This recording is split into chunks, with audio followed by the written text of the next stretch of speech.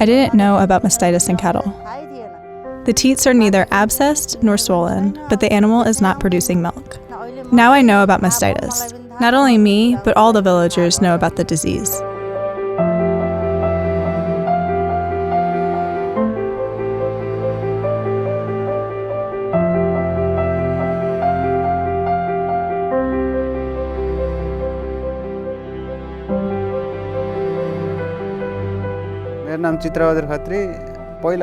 I used to feed my cattle only green fodder at one time, and only dry hay at another time. After receiving training from Feed the Future, I've started feeding a mix of chopped green fodder and dry silage 3 times a day. It is easier too, and I do not need to feed 4 to 5 times a day.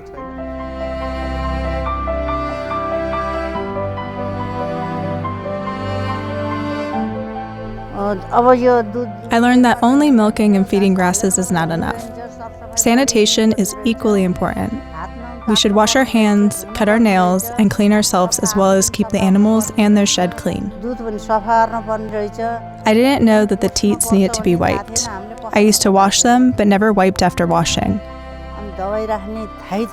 I also didn't know that they should be dipped in solution. The project has taught us teat dipping techniques, and now I practice washing and wiping the teats and dipping them in solution. I will use the money from selling milk to buy the solution for my cattle and continue teat dipping and injection techniques. Everyone in my village has followed this. If the project hadn't taught me these techniques, all the 4 teats of my cow would have been damaged. I learned that mastitis is a transmissible disease. If we keep the animal and shed clean, and keep ourselves clean as well as follow teat dipping practices, it can control transmission of the disease.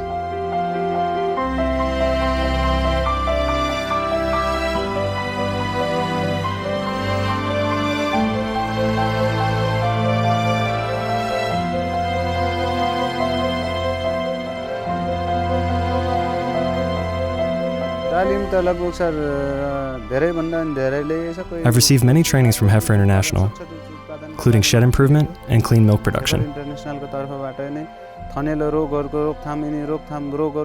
I also learned about the symptoms of mastitis in cattle and how to control it, and symptoms of internal parasites and treatment.